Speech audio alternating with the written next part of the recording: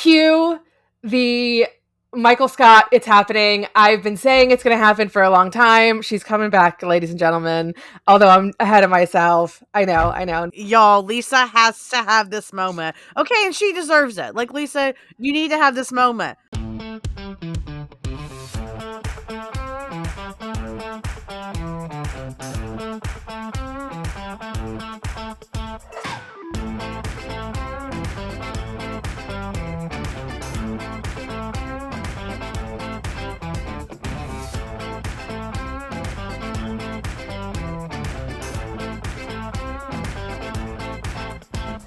Welcome back, everybody, to Simply Amazing on this Simply Amazing post Immortal X-Men #3 day. I feel so, like in Christianity, it's like before Christ and after his death, right? Like BC and AD. I'm gonna call this BT and AT. It's before Talia, after Talia. The Canticle's coming. I don't fucking know what any of it means. Just seeing her name in a book was enough for me. I'm like, oh my God, it's my girl. Anyway, welcome back. I am the OG Nocturne, and that is with an NACHT or whatever. I'm like so overwhelmed with excitement right now that like I can't even deal with it. So I'm just gonna throw it right over to my girl who's looking good, wearing some blue. She's wearing my girl's color right now. Hello. Yeah, I'm prepared. I mean, it's blue for Nocturne. It's blue for Nightcrawler. It's he's blue for too. Mystique. It's blue for Destiny. Look, the whole family's blue. The whole family. Rogue. Oh, get some blue, girl. Where's it at? Where's your something blue? Oh my God, girl! Like, I'm thinking through all of Rogue's costumes, and like I can't think of a single thing she's worn that has had blue at all. Like maybe a tiny bit, but like nothing. You know what though? Rogue turns blue in like several universes where she becomes Kurt for some reason. So like this has happened in more than one universe. The X-Men Forever line, which I haven't fully read, but I have. I don't recommend it. The arc. Yeah, where she turns blue for a bit, kind of weird. But anyways, look, guys, I know green is Rogue's color, but she needs some blue for the family, okay? She just does. Also, can we mention how weird it was in X-Men Forever, how like they swapped powers and then also like had new costumes made? It's like Rogue, the green is still fine. Like you don't need to have a Kurt costume. Kurt, you don't need a Rogue costume. Like you can just be. That was all. The whole right. Stop trying to be each other. Like what's going on? Like yeah, you're blue. Who cares, Rogue? Like be blue, Rogue. That's all you got to do.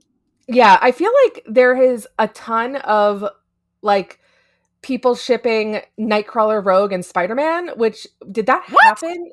I swear to God, I've seen 1,000. I don't ever want to talk about that again. That's terrible, Curse. No, and also, like, don't we have actual canon that exists that, like, Spider-Man and Nightcrawler's, like, grandkids get together eventually or something? There's canon of this. There is canon of this. Listen, I don't know, man. I love me some Spider-Man, but I can't keep up with all the Spider-Man lore. It's hard enough keeping up with our X lore. Especially because the issues we're talking about today, Immortal X-Men 2, we're going to talk about a little bit. And then we're heavily going to talk about Immortal X-Men 3 because there's a lot there. I'm gay. Lisa's Goral is mentioned. There's a lot to go there. But we did want to touch on 2 a little bit because there are still some important things that happen in there, particularly that lead up to the 3rd issue. But this issue is mostly... right after issue 1 where Celine wants to be on the council. The council says no. She gets really like, she is not thrilled about this. And she sets out to prove her point that the council is vulnerable to magic. And sure enough, in this issue, even Charles himself admits, yeah, we might be a little immune to magic. Like, yeah, we don't have a protection of magic. However, you know who's got magical connections is Nocturne because her mother's Scarlet Witch. Anyway, moving on. Yes. Well, and I love this because I feel like I don't think this will actually be used as a precursor to the Judgment Day event. But I mean, what a little interesting fact considering they're going to go up against the Avengers and the Eternals with, by the way, nudge, nudge, mutants' weakness, magic. Run with that how you will. Oh my God. Yeah, no, that's not going to be good for anybody because, of course, there are magic users in both the Eternals and the Avengers. And yet, I'm so distracted by Canticle Vertalia. I can't even keep going. It's okay. We're going to get through this real quick, all right? Because there's not much other than it's a big, you got Selene going around. You got Hope. Hope is a big thing because Hope was voted onto the council Mm-hmm. instead. And so obviously she kind of has to, I don't know, like prove her worth to the readers, us, right? Because it's like, why would you put Hope on there instead of Selene? And there are people that, agree with it, disagree with it. But in this issue, we really see what the reasoning for putting her on this council is. We really see why it's going to Hope, aid in yeah. the plot. Because it was a Hope, weird choice to me. I don't know about you, but I was like, well, huh? so I get it from a political standpoint. I 100% get putting Hope on the council because, like, to me, Hope is like the Bernie Sanders, where it's like, the people love me. I work for the people. I've been working hard for the people this whole time. Like, the people need someone on this council who is going to speak for them, kind of thing. Like, that's how I see Hope, where because she's like, listen, I'm doing all the fucking heavy lifting. Like, literally, me and my 4 friends over here, we are the ones who are doing everything that makes Krakoa what it Yeah. is and why it's special. So how can you not have us sitting on the council? How can you not have one of us, representing the 5, and then of course everybody Yeah. who comes through the 5 after that? Like, that we are all of Krakoa essentially. And let me say, they do deserve a break, because like they do deserve someone on the council, because they ain't got a vacation in a long time. Like, the 5 need to go to Barbados and just relax, Listen, because they deserve it. it's no taxation without representation. That's literally Yes. the argument. Yes, And no resurrection without representation. there, I don't know why they didn't use that. It's right there. They could have written that Yeah, and it would have been Marvel's. We said it first, Marvel. yes. It is law. No resurrection without representation. Yes. And that could also be something that comes into play uh with the Axe event coming up, the Avengers Yes. X-Men Eternals Judgment Day. But that said, so a lot of this is, the Quiet Council trying to beat up these magical monsters Selena's done, and Selene's all like, hot shit, like, I'm having a hot girl summer, thank you, have fun with that. Yeah, And I love then that. Celine isn't even there. Celine's like in London, just like partying her up, and like she's not even there. And they're all fighting this monster she made, and she's already like on her second Cosmo in London. I think yeah, London. as she should be. Yeah. And then we notice, though, well, Emma notices that Destiny is not doing well. She's kind of like seeing too many futures, reality warping, and she's kind of losing her shit.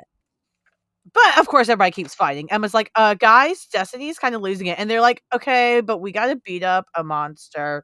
You've got Hope very much being, like Mr. Scott here, very much being a leader, taking charge, telling people what they are supposed to be doing when they're not.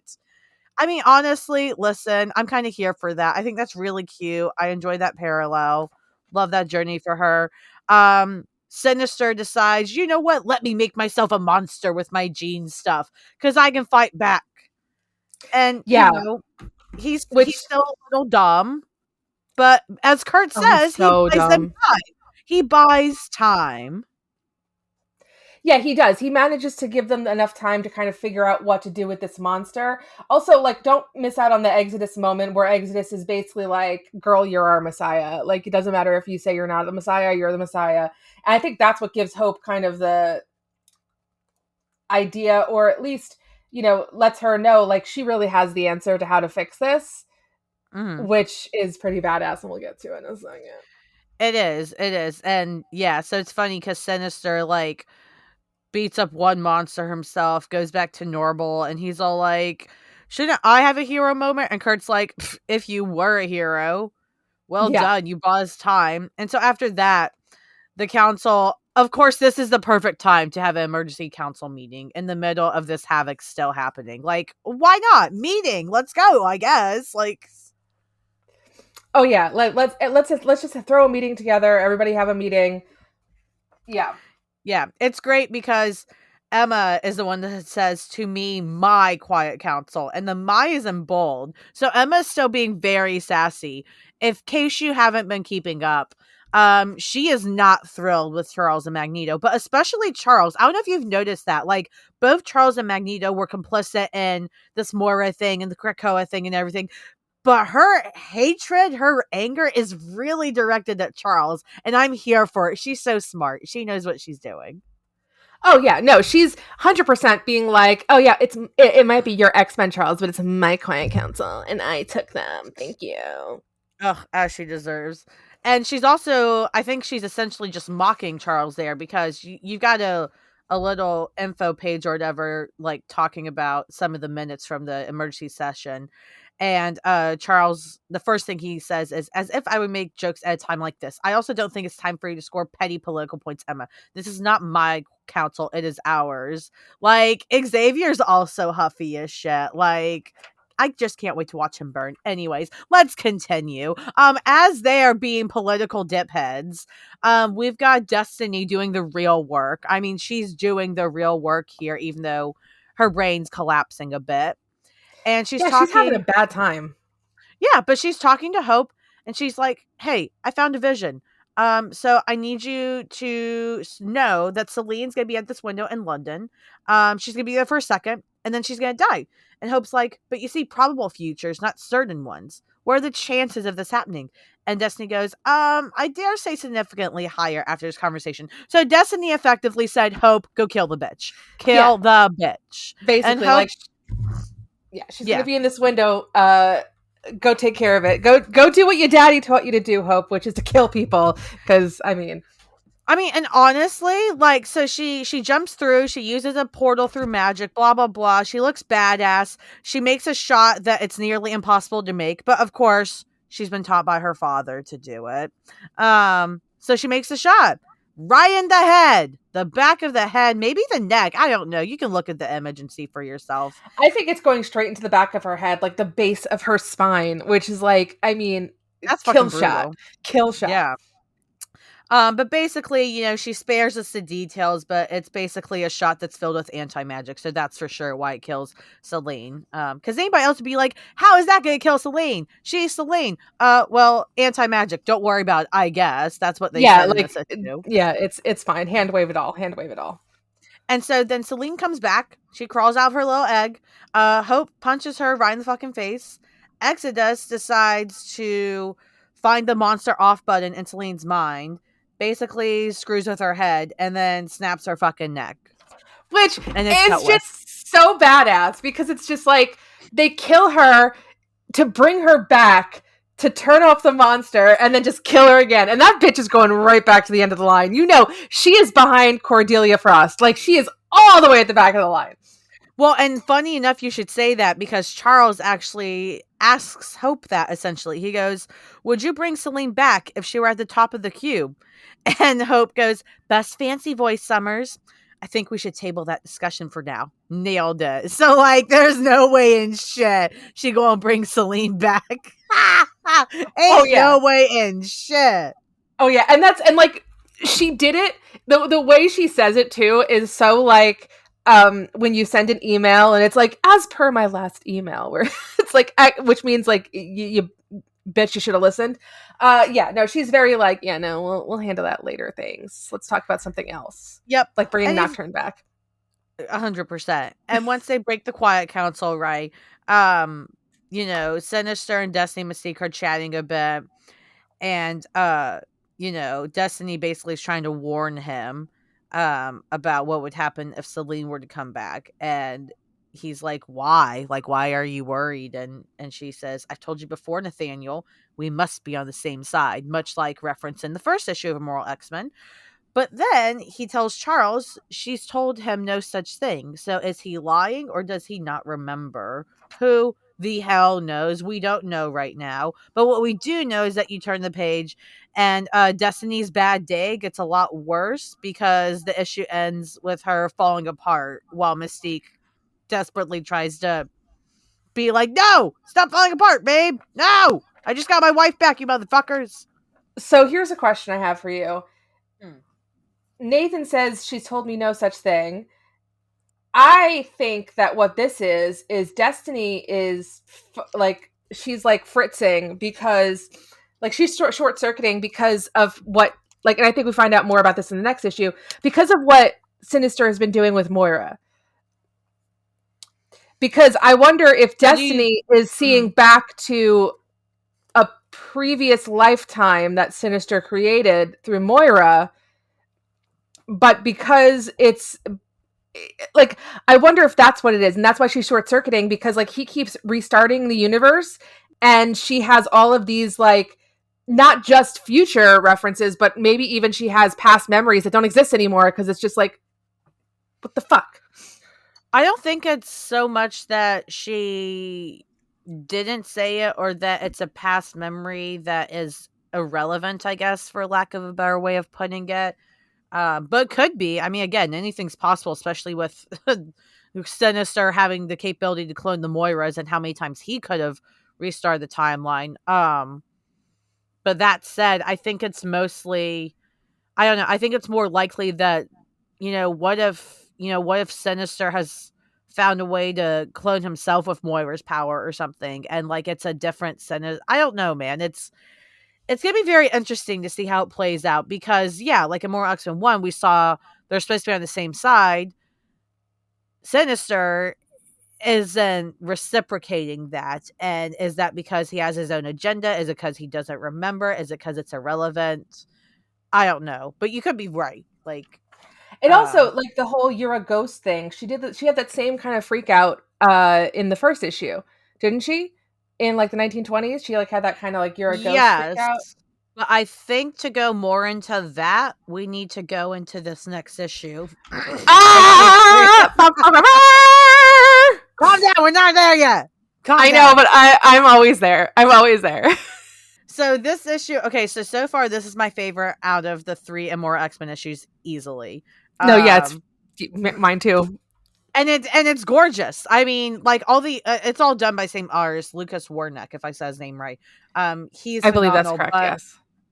but Yes. there's just something about listen, this issue is so sapphic and so romanticized, and it's just like I don't know what to do other than swoon about it. But basically, this issue is mostly from Destiny's point of view, which is actually really nice because we've never really gotten a story from Destiny's point of view. She's really, for the most part, just always been this older lady, and now we know she has a younger body, but she's always been this older woman who just sees things and she just tells Mystique what to do, and that's kind of that. I think the interesting thing that a lot of people who are maybe newer to comics now, or like Destiny has never been an important character. She's never been like that big of a deal. It's always like there's always been stories around her, but it's so yeah, to get her talking about herself and her life, and to see her talking about when she was 13 and getting her powers, it's really fascinating. And I can't imagine being like 13. Clearly, like this is like maybe late 1800s, early 1900s, and suddenly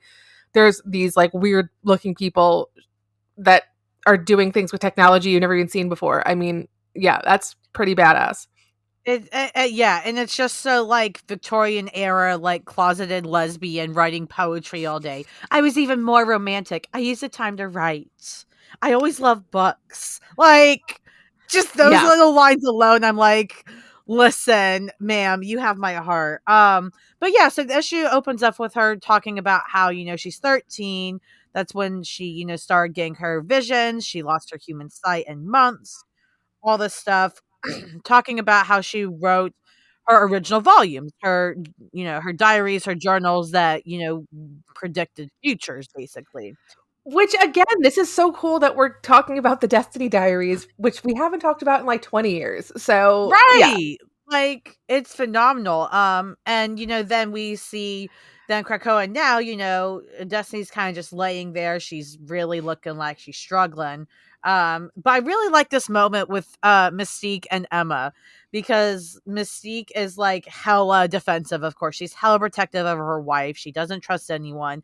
But what's interesting to me and what I actually really like is that Emma knows this. And it's weird because I feel like here, like at this point in time in the X-Men comics, Emma has more respect for Mystique than Charles Xavier. Oh That's yeah. wild as fuck to me, but so fucking cool because, she tries to reassure Mystique that, hey, I'm on your side, blah, blah, blah.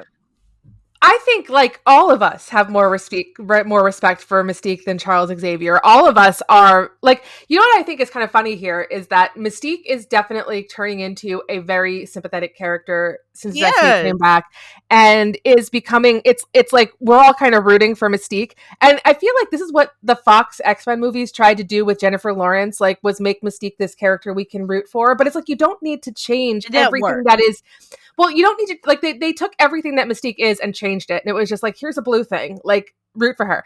That wasn't Mystique. Mystique is, the character is still intact. She still is this very gray, morally gray character.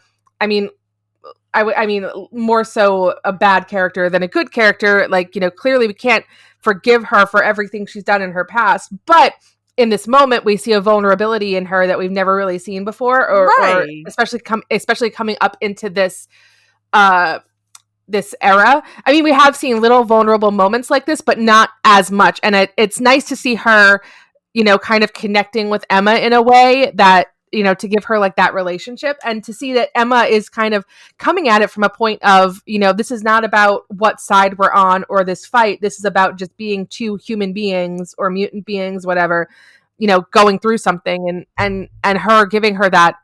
I know, I love it. I do love it. And I love that Xavier is being thrown to the side. Get those men out of here. We don't need them. Professor Gaslighter, you're not involved in this. You can take a nap. And I really like that you mentioned how Mystique is, despite all the shit she's done, despite how people are like, she threw Kurt off a cliff, whatever. He's fine. He's doing great, guys. I still read, okay, like, even Emma is just like, you can stay here with Irene, your wife. Also, Emma doesn't call her Destiny here. She calls her Irene, which is actually incredibly sweet and respectful of her. Because in this moment, she recognizes that these two characters, they're not villains in this moment. Even though, yes, they're villains quite often doing their shit. They're not. They're just wives here. That's what Mystique is stripped down to, especially as she goes, you can't make me smile. Only she can make me smile. Please, God! That is beyond yearning. I don't know how to handle that. I'm just gonna sob. I mean, here's the thing. I'm gonna call Mystique out for a second, because bitch, I seen you smiling when you're slaughtering people. So clearly, there's other ways to make you smile than just smile, though, Lisa. It's not a real smile. Well, I'm just saying, bitch smiles at her wife, and she smiles at the people she murders. So it's not the same smile, Lisa. It's not the same smile. I get it's not the same smile, because if I was Destiny and she was giving me the same goddamn smile she just gave to the guy she just plowed down with her gun, I would be filing for divorce. I'd be like, bitch, okay, this is enough. And listen, look, I feel you, because I really do sympathize with Mystique so hard here. Because like I said, she's not a villain in this moment. She's a wife. And she literally goes, this time she would have told me, I made it clear, never die again without warning me. My wife will not leave me like this. She just, like, Mystique is afraid of abandonment. Imagine that shit. Like, everybody out there that hates Mystique or, like, doesn't want to sympathize with her, I totally get it. But, like, even Mystique is afraid of abandonment. And I believe it. Like, I'm not sitting here being like, she's just putting up a facade. I mean, I hate to just thump on this dead horse, but, like, the bitch who's got a toy coming out with literally a kung fu grip and a baby to throw is afraid of abandonment. I mean, I just can't. Like, I mean, how crazy is that? Afraid of abandonment. I know. Like, it's like characters are 3-dimensional or something. What? I know. She's just like, I'm so afraid of abandonment, I'm gonna abandon my fucking kids. That's hey, it's an overcorrection. You know, you have people that, let's say you're abused as a kid or something awful. You'll have the people that will do everything to never do that to someone else, right? And then you have the people that become a product of something they hate and they end up doing it to others. Oh, yeah. No, Mystique is 100% a product of everything she hates, and she just does it over again. She does both. Like, please. Anyways, we've got some futures coming up, talked about in Destiny's past still. So we go back and we get to see. I actually love this because we get to see when Mystique and Destiny first met. And listen, I never thought we'd get it. I didn't think I'd get to see it this soon. I thought it'd be at least another 10 years. But we get to see it because, like, Irene, Destiny is all like cutesy and like trying to be proper. And then there's Mystique in this like old timey bar, just in like this hot ass vest pantsuit look with this sexy hat. And I just want to say, Warnock, thank you so much for being the artist on the series because God bless. Like, she looked so good. Okay, so here's my only thing is like, I thought that back in this time she was like not in her normal, like she wasn't being her natural self. So whatever. I mean, it's a small detail, but I thought that she had been in hiding at this Retcon, point. it's Krakoa, retcon. There you go. Whatever. Who cares? She's been blue and fucking fabulous the whole time. So. I mean, you know what? Maybe it was that one bar and that one dude there that she could trust. She's like, this is my comfort zone. And then fucking Destiny comes in. And then she fucking, like, she talks about how the first time I made Raven laugh was when I embarrassingly confessed that I walked into that room knowing I'd fall in love with her. She said she did wonder why I seemed so nervous when I walked in. And I told her that the nerves were gone by the time we spoke. They were replaced of the nervous shiver of being in the presence of one so divine. She smiled at that too. Come on! I am really fucking gay! I'm supposed to just read this and be okay? I just love how, like, Raven's like, I wondered why you were nervous. It's like, bitch, you're a blue woman who's a fucking murderer, you know? Like, and she was like 13. Or no, maybe she's not 13 at this point, but she's still young. She's pretty young. She's still probably in her 20s at the most. Still though, it's like, you know, you're like just hanging out at a bar and this woman just walks in. Yeah, I mean, like I'd be nervous too if I walked in, Mystique, and you were sitting there and I'm not in love with you. So yeah, I'm gay. I don't know how else to process that page other than I'm really, Jesus, the yearning is too real. But then we continue and Irene keeps telling us about, you know, they fought with the Brotherhood, you know, Mystique made a Brotherhood. We get a nice little panel of seeing them together again, which is actually really fucking cool. I love that. Yeah, the OG brother, or no, this is the Freedom Force Brotherhood. Yeah. Yep. And then Irene talks about how she keeps seeing a Nexus you know, event, basically an event that pulls timelines towards it, meaning things after it are more predictable for better or for worse. You know, and she basically talks about how she's like a chess player. She's trying to find those moments and then push history either away or toward it, as she wishes, right? And then it goes back to the Suffolk shit. Mystique and I being together made me complete. The me without her is no me at all. And I love this though. Like, this is ridiculous. She was a nexus, a necessary step to everything I had to do. I'd have burned the universe for us to be together. She was the best nexus.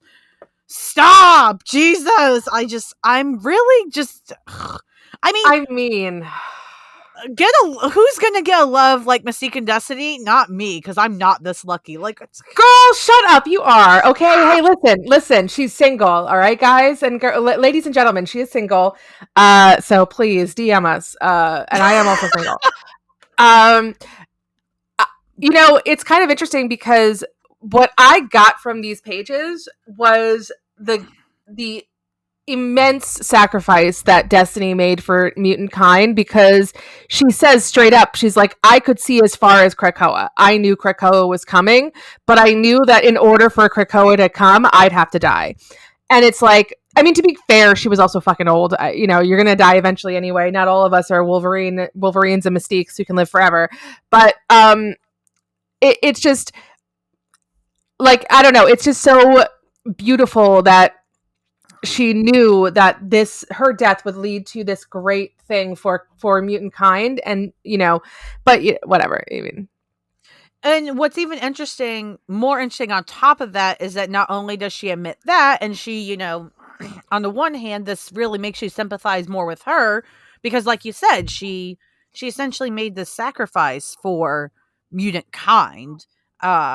And all of that. And she didn't tell Raven, right? That's why, you know, in the last issue, Raven was like, she said she wouldn't die without telling me again, you know? Yeah. But what's really interesting is that she talks about a secret. It's awful and shameful, and she hates to admit it. But she admits that her life would be over without her mutation, but would also be easier without it. And so the great shame, even I, the great mutant terrorist, occasionally wish I was not. I mean, that's fucking deep. Like, I Mm-hmm. mean, if I can't imagine reading that and being like, "Wow, Destiny's the worst," or because she's so interesting because even though she takes such an extreme side, she understands the nuances behind it, and she also understands the irony and nuances behind her taking that extreme side. And a lot of extremists can't do that. Oh yeah, no, she understands that like everything she does, it's this incredible burden that being a precog must be. That every step you take, you suddenly see like 50 steps ahead, and it's just like, oh, okay, maybe I do this. It's yeah, like so she has this great burden where at the time that she's doing things, people might not understand the good that is behind it, but there is actually good behind everything that she's trying to do. Mhm. So, and then, Professor Gaslighter wants to have a fucking meeting. I don't know. Here we go. What's new? Yup, he's talking about, well, anyways, they're talking about, they bring Hope up to date on all the secrets about how Krakoa was made, about Moira, about blah blah blah. And Hope's like, "Okay, so why can't we just tell everyone?" And then Xavier, Professor Gaslighter, is just like, I think that's a terrible idea." And then, "Oh my god, it's our boy, guys! Kurt gets to say something again." Yes, Queen. He says it is an ethical idea, homo superior. We've got to try at least be better. Yes, bring that sass, honey. Yes, Kurt. Get Say Professor like, Gaslighter. yeah, it's like, please, earn your spot on the team. Thank you very much. Okay, and that's all we basically hear from him for the rest of the issue. But Right, whatever. basically. But then Hope continues pressing on, and it's like, why the pushback? Like, Charles, you gave me a Cerebra helmet. And then, if you remember, Charles did not do that. That was Mystique. Um, so now this is all coming to light in the Quiet Council. And Sinister is really eating this up. He's really having a great time with these revelations coming to light and being a Oh, part of throwing her in the gutter, to the point where he even takes Mystique's form for a quick second and she gets pissed as shit instantly. She goes, "You take my form again and I will murder you." and I don't blame her. I bet she would murder him. And he is reveling in it. He is like he is Mary Cosby in watching all the girls freak out in Salt Lake City. Like that is what he is right now. He's just sitting there like, I'm just gonna take in every fucking piece of shit that's happening right now. And it is, yeah, it's glorious. He's It got the is. biggest fucking smile, like the biggest smile. He's competing with the Joker right now. Let me tell you, with that smile, he really is. They should have a contest. That'd be really interesting. But it's so funny because, as all this is happening, we still have the narration from Irene talking about how, she had to let, Mystique has to do this, or as she, calls her by her name, Raven, right? She had to let Raven do this. She wishes she was there to help, but she isn't currently. And then Mystique just blurts out in the council, "Burning all this down was my other option. Lying to a few of you to bring Destiny back is better than that." And I mean, she's got a point, guys. she's She not has a wrong. great point. She could have just burned the whole thing down, and she didn't. But all right, let's get to it. I mean, we're getting there. We're getting We're there. getting there because while they keep going at it, blah blah blah. Destiny Irene is getting visions again. She's getting visions. She's gonna need to write more books again, guys. Can you believe her diaries are coming back? And what's interesting is that you really have to squint and look at this page if you want to try to see things that reveal future, because you've got this weird statue that's got Magneto on it, but there's a couple other faces It on the looks other like sides. Apocalypse is on one side. It looks like Yeah. it almost looks like a Sentinel on the other side, which doesn't make any sense. But I mean, it's hard to really Yeah. see it. You can see Magneto perfectly, but it's hard to see the rest of them. Yeah, and then you've got the Axe event, right? The Eternals, Avengers, X-Men fighting. But then you've also got another one here with Mr. Sinister, it looks like, sitting on this like diamond diamond-esque throne, like, shaped like the Game of Thrones throne, but, like, it's diamonds, and you've got Jean Okay. next to one side, and then is that Emma on the right? Like, what's happening? It's hard to see. Okay, so the crystalline throne that Sinister is sitting on is very reminiscent in my memory to the Crystal Palace that the Exiles used to go to. So here's what I'm going to throw out. I'm going to throw this out right now. Do it. If that is Sinister sitting in the Crystal Palace, right? If that's the case, that means that Sinister is now like ruling over the multiverse. That doesn't surprise me with this whole he's been cloning Moira stuff. Like, yeah. So it's like if that's what that's supposed to be, everything. Yeah. So I don't know if that's supposed to be the Crystal Palace. I don't know if that's 100%. Honestly, I did not read much later Exiles, so I don't know if like they eventually retcon the Crystal Palace completely and we're like, no, it doesn't exist anymore. But that's what it kind of looks like. It kind of looks like the Crystal Palace from the Exiles, and it kind of looks like, he is reigning over the multiverse with his own X-Men that are also like Sinister X-Men because they've all got the little diamonds on their head. Yeah, that's fucking terrifying. But yeah, and then you've got this other panel, which I don't know who that is. They're shadowed, so you can't actually see who they are. Wait, are you talking about which on the right, the person with the wings? That's Exodus. Okay, that's what I was thinking, but I wasn't sure. So yeah, that's definitely Exodus.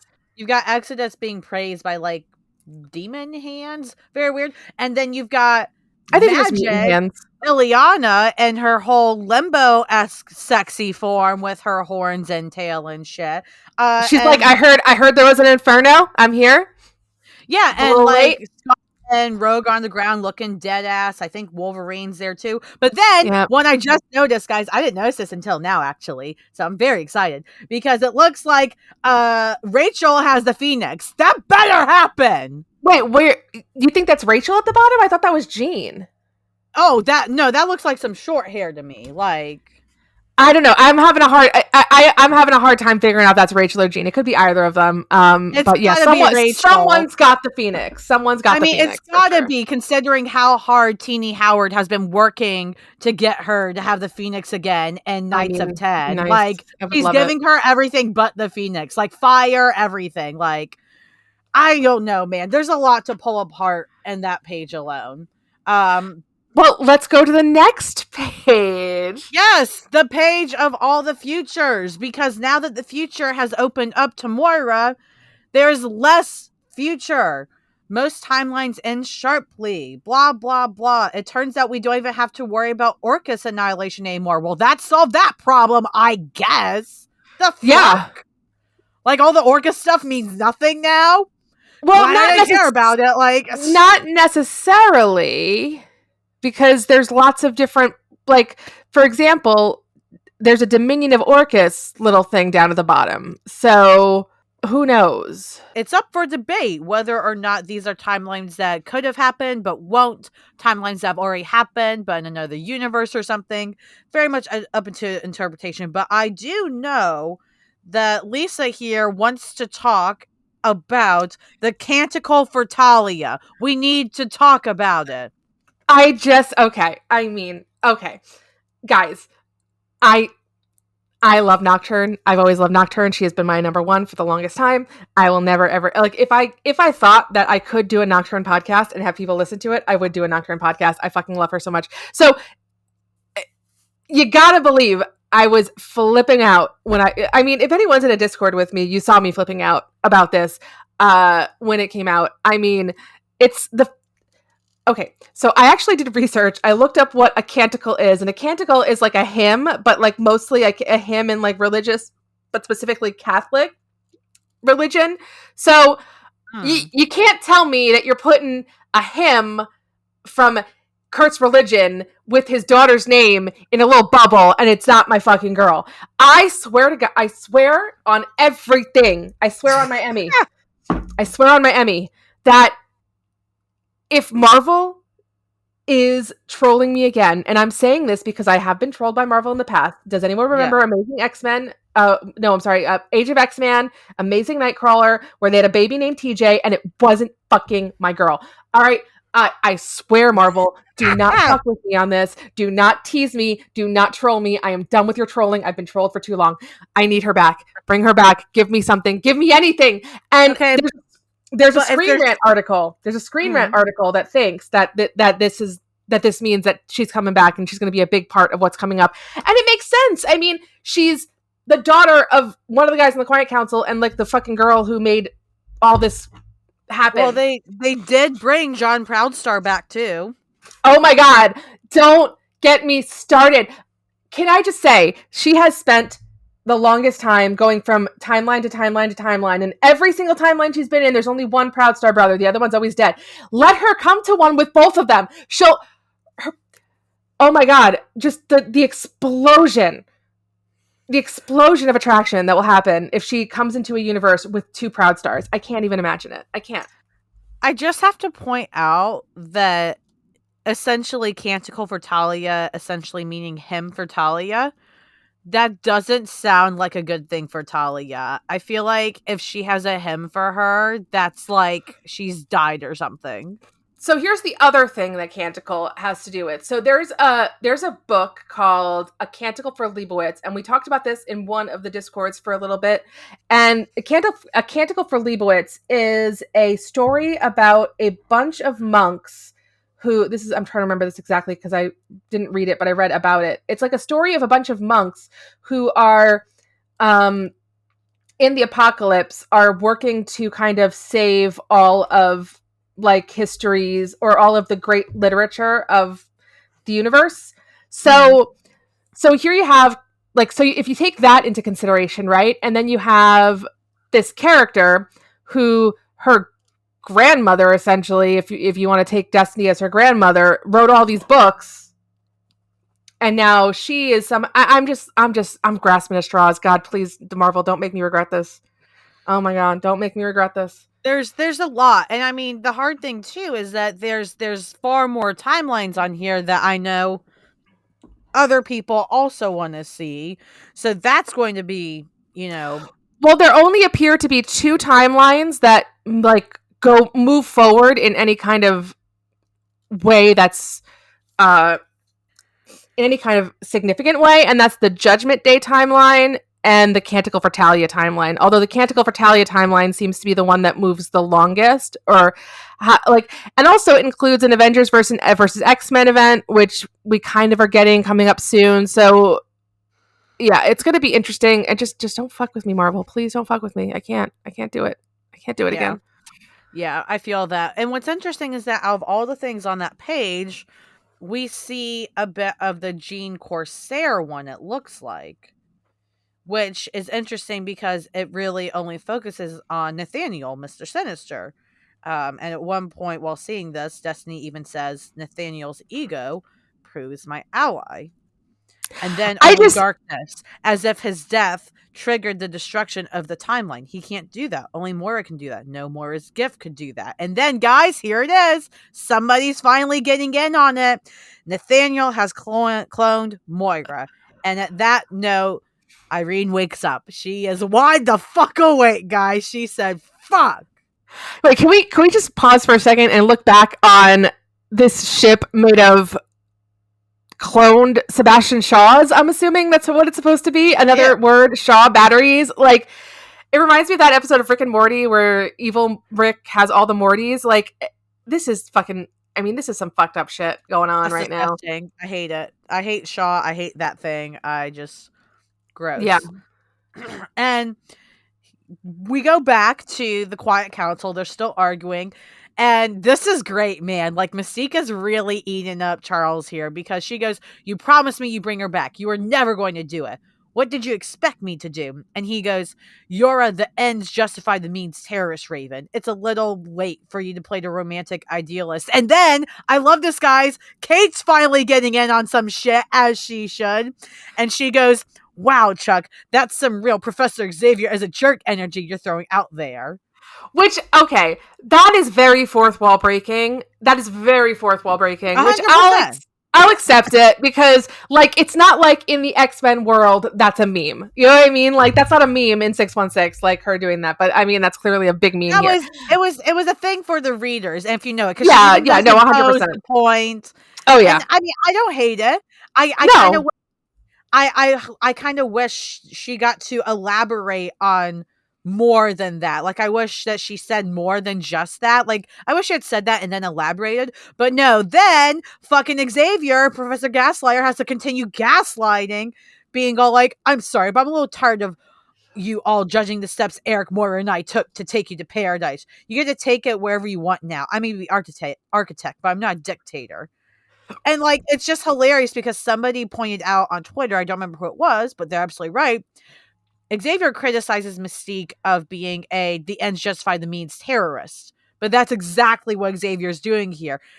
The ends of getting to Krakoa justify his way of getting there. That's not okay, Charles. Like, you don't understand. You're a piece of shit, you gaslighter. oh yeah, and the other thing too is that whereas maybe Mystique was an ends justify the means terrorist, like when Mystique was with Destiny, she knew what those ends were. Like Right, she knew actually what they were. knew. Like she knew, or at very least, she had trust in Destiny to know that they were making the right decisions. Like she trusted in, like Destiny. Destiny could be like throw your son off a cliff, and she'd do it. I mean, she'd do it for free. But like Destiny could be like, you know, jump off the Golden Gate Bridge, and Mystique would do it 100% because she knows that Destiny would never put her in a position that's not going to be for the good of the future and the good of mutant race. So Yeah. like she would do the things that Destiny asks her for. That's the difference between her and Xavier, is that Xavier is making all these awful decisions, but he doesn't actually know what's to come of them. He doesn't know what's Correct. coming from them. Whereas Mystique knows that there is good to come out of the bad. I think that's a great differentiation. Especially where, you know, here Xavier directly challenges Mystique's presence on cancel. He's like, can we seriously accept her? And then, of course, perfect timing. Our girl, Mystique's wife, coming through. A war is coming in weeks. We must all fight for our immortality. We must be ready. Obviously, guys, Judgment Day, yes. Yeah, Judgment Day. And I love this. Her sassiness is back too, because she goes, if your scheme for utopia matters to you at all, you should thank my love for bringing me back. And everyone else should curse those who kept me from you for their own petty needs. And she glares right at Charles. Yes, bitch. Judgment Day. It's coming. And yeah, don't fuck with Destiny because she gonna do it. She's gonna do it. She's gonna bring her granddaughter back and be like, we're doing it. It's Destiny and Talia. Yep. And so at this point now, she's trying to convince everybody to trust her, that she actually has seen a future, that they need to listen to her. But she's not going to be scanned. She's like, no, I don't trust any of you psychic bitches in my head. No, no, no. Exodus believes her. So he's like, sure, agree. You know, she keeps talking about Sinister being the child, but he's a child with basically nukes. Let's be real. He can change the timeline whenever. So they've got to play nice. She can't let the toddler with nukes know that she knows. And then, guys, my favorite, but also, part of the book, okay? So, after all that, Mystique and Destiny return to their quarters, it looks like, wherever the hell they live. I don't know. They live somewhere really They got pretty. a fucking great view, let me tell you. Jeez, I want to move to Krakow. They both have great views, and I'm not just talking about the actual landscape, but anyways. I know what you're saying. So, Destiny is talking about how she's got to write prophecies again. And Mystique asks what it says. And Destiny asks her if she trusts her. And they do the whole sapphic sappy shit that I eat up like it's candy. And Mystique's like, do you want me to say it? And so she does. She repeats what she said in Immortal X-Men #1. If every part of this world succumbed to dust, the last thing remaining would be my trust in you. What we have is immortal. And then, of course, Destiny decides writing can wait, as she should. And then they got this beautiful splash page of them kissing. Hang this in the Louvre. Like, honestly. Oh, I mean, yeah. And then they get to fucking. Absolutely. And after that, we've got the panel where Mystique's still in bed. Destiny gets up. She says, when I finish my book, don't read it.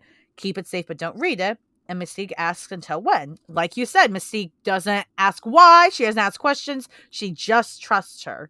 And Yeah. so Irene says, until you have to, you'll know when. And then, guys, here we go. You know this issue can't end without stabbing me in the face. Irene says, I write my testament in denial of my visions. It's a book for Raven, a book she does not read in any of them because, did you notice? All those futures, they share something in common. And then you turn the page. Raven isn't in any of them. There is no future, not in any way that counts. I hate it here. I just got the wives back. What the fuck, Marvel? I mean, listen, let's be real. Mystique's not going anywhere anytime soon. Like, we could be talking like 40 years in the future that she's seeing into. So there's a lot of stuff there. I think the big thing for Destiny here is that she sees, like, Mystique is essentially immortal. Mystique essentially can't die. And so if Destiny can't see Mystique, then, well, it doesn't mean that she's dead. Maybe she's gone. Who knows? We don't know anything about what's going to happen. I mean, if Irene is crying as she's writing this and saying this, it's pretty clear to me that whatever is going on and what she's seeing is not in Mystique's favor. It's not in Irene's favor, because now, for the first time, I would argue, and obviously we haven't seen everything, but for the first time, she's seeing these huge prophecies she has to write, and the prophecies, she doesn't want to write these. They're not something she believes in fighting for. Like, this is the first time she's seeing a future she doesn't believe in fighting for because Raven's not there for whatever reason, whether she's dead, whether something else has happened. If her wife isn't there, she doesn't want it. And what's also interesting to me, though, is that I think she's hoping that the future is going to change, because she says Raven never reads her prophecies and the future she's seeing. But she tells Raven in the current time to read them and that she's going to know when. So either A, she's lying to Mystique, or B, she's really fucking hoping that the future is somehow going to change.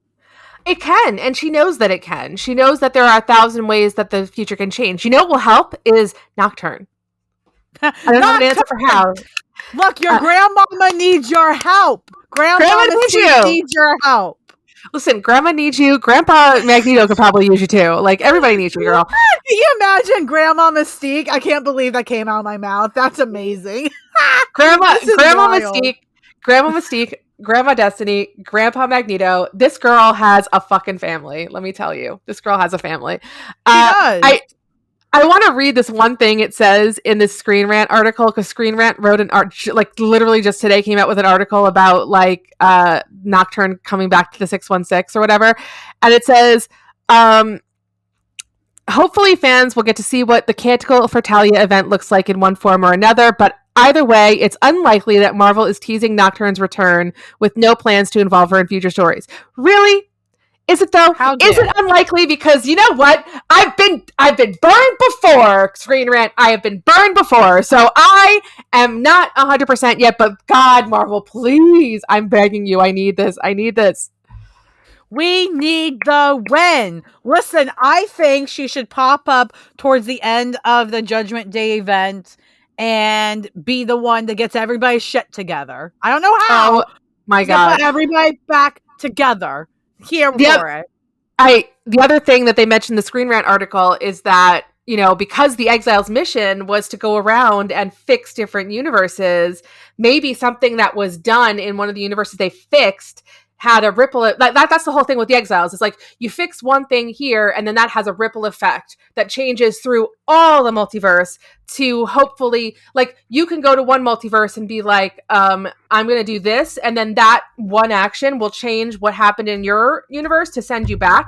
So, like, it's totally possible that different missions they had ripple effects that have changed have changed the different nexus points, and now we're gonna get back to it. And oh my God, I hope so. I want to see my girl so bad.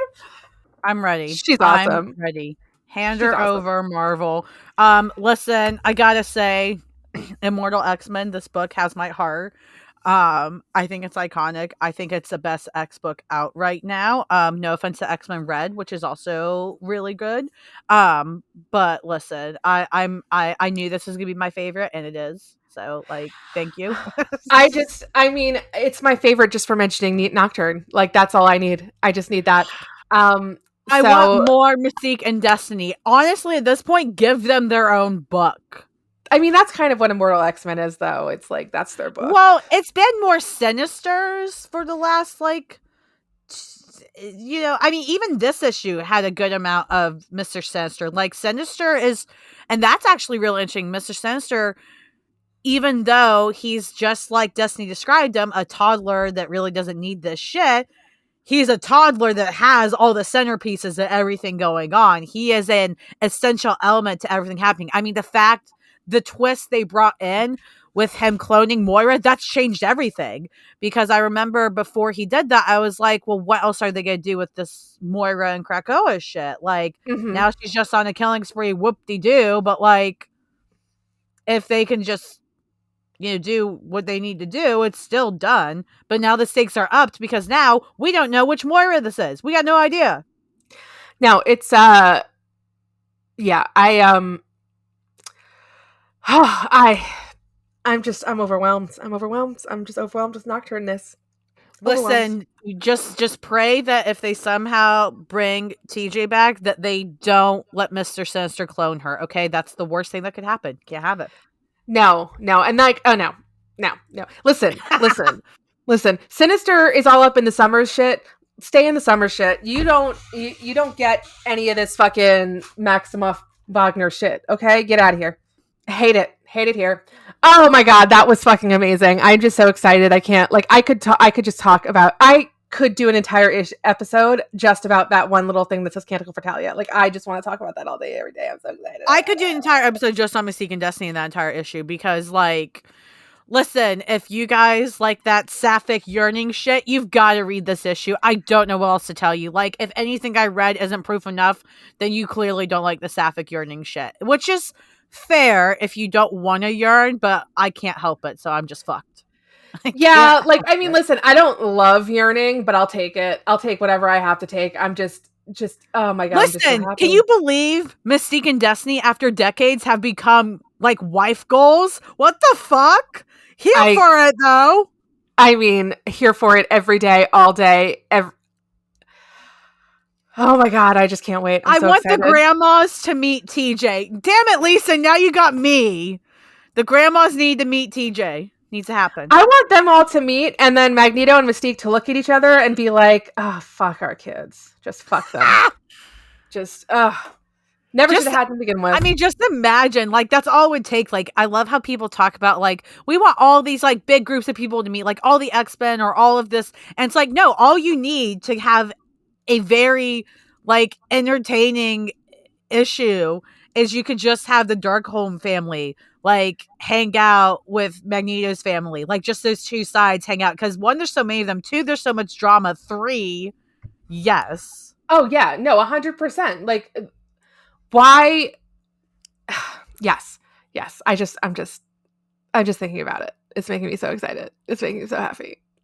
I will say that Mystique would not take to being a grandmother very well, but Magneto, I feel like, would be the best grandpa. Like, he would become a grandpa in like a second. He'd be like, I'm a grandpa now. Listen, I think Irene could teach Raven how to be a good grandma, but yes, Raven would definitely struggle because she'd be like, okay, so we're gonna do this really dangerous activity, and Irene would be like, no, listen, I know we've been like on our like bullshit, like being evil and stuff. Okay, now I have a random thought. I'm so sorry. But like, I just realized, because we still don't know so much of Mystique's past, right? But we do know how Destiny and Mystique met now.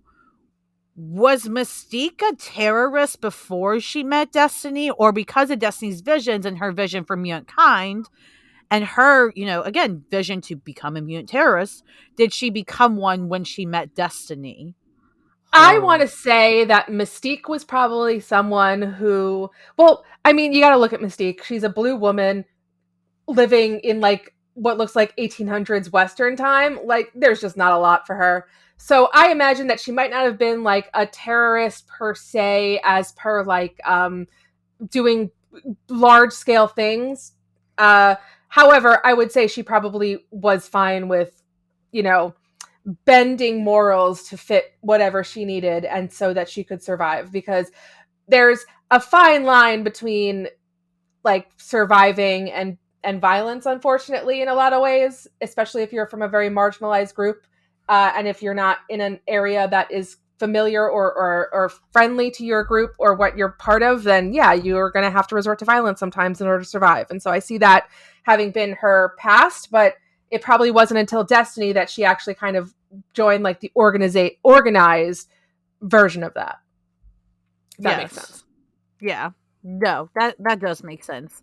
I'm interested to see, what they're going to continue to do with Mystique's character, especially if she's one, not in Irene's current visions, and two, because now they have opened the door to further explore her past just by showing when her and Destiny met. And I've always been sitting here like, guys, we really don't know that much about Mystique. Like, everybody has all this hatred for her, and I get it, but also we don't really know her as a character, and we're now just starting to get to know her as an actual character, I feel like. Oh yeah, no, we're seeing sides of her that we've never seen before, because she's always been very like just evil. And well, even when she wasn't just evil, she, we've never seen this vulnerability, which is really nice. So I can't wait for Immortal X-Men number 4 and Judgment Day and Canticle for Talia, whatever that means. It's gonna be amazing. I'm ready. I can't wait. I hope you all are, because we're going to be screaming about it whether we're happy or not. I am just like shocked that more people didn't like tag me when Canticle for Talia, although maybe people don't realize it's as big a deal as it is to people like me who are Nocturne fans, aka just me. But yeah, awesome. Thanks, Lauren. Thanks for let's having this chat and letting me freak out about Nocturne for probably way too long. Literally, that's but I mean, listen, we've talked about Mystique and Destiny half the time, so it's okay. We take turns. That's exactly it. We take turns. Well, if you want to find us, everybody, come join the conversation. Tell us what you think Canticle for Talia means. Tell us what you think Destiny's visions mean. And honestly, I'd like to see what anybody thinks any of those visions mean, because all of them have so much to say. And we did kind of see a little bit of the Jean Corsairs, which is on the Canticle for Talia trail. Yeah. So we'll see what happens there. But come find us. Come join the discussion. We are at simplyamazingpod.com. That's where our website is. You can find all of our socials there. Our Instagram, Twitters, Facebook, our Twitch. We got to do another Twitch live soon. We'll do it eventually. We got all that stuff coming up. Let us know what you think. Tell us if you like us, if you hate us. We don't care. Just say something, because we love hearing from people all the time. You can email us. You can tweet us. You can do whatever you want. Lauren, where can they find you? Yeah, you can find me on Twitter at friendlymBHDBI. And come yell at me if you want. Like, it's whatever. Oh yeah, 100%. And we still have our fabulous shirts that we're selling for the Trevor Project. So check that out on Bubble. Yes, check that out. Grab those so we can donate some great money to the Trevor Project. We got more information about that on the Twitter and everything like that. You can find it. But yeah, if you're out there, if you're listening, if you are enjoying what you're hearing, we love you and we love to hear from you. And don't ever forget that you are just simply amazing.